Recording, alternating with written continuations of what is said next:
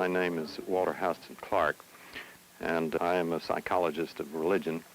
A number of years ago, I got very much interested in the possibility of the drugs as a means of studying the religious consciousness.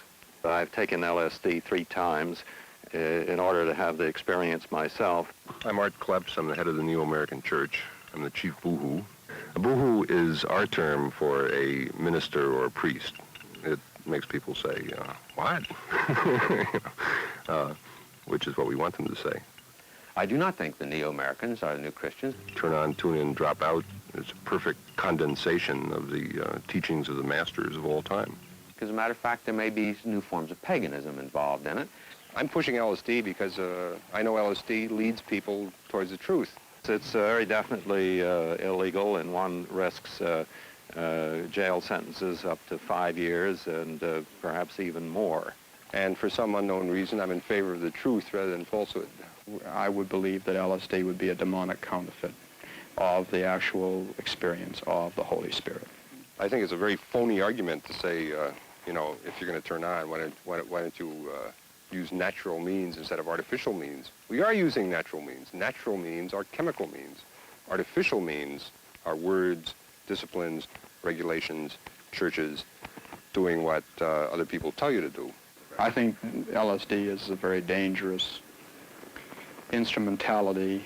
I believe you can have the necessary experience that would fulfill your life, a necessary experience of God without any kind of drug. If you take a chemical, you're totally dependent on God, an immanent God who is in the natural substance of the world. You have nothing to guide you.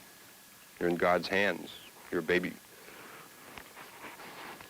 We have about 6,000 members. We've been in existence for about 4 years now. We're in all kinds of legal difficulties. A judge recently ruled in Washington that we were not an establishment of religion. Those were his exact words. Religion is not another thing that can be compared to other things. It's not an institution. It's not a church. It's not a person. It's a breakthrough. It's a way out. And if LSD helps, good for LSD. If something else comes along that's better, fine. We'll forget about LSD. God is in everything and is everywhere. He isn't just in it. He is it. You know, he's not up above the clouds somewhere. He isn't coming. He hasn't been. He's here now, right now. You're God. Camera's God. People are watching this show are God. I'm God. It's, in a sense, an attempt to get, instant mysticism.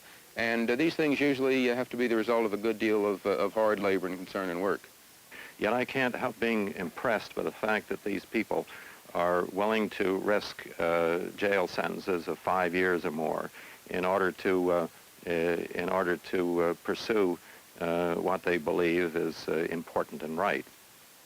So, okay, I'm a martyr, and I would say the definition of a martyr is someone who dies in a good cause. The definition of a human being is somebody who dies.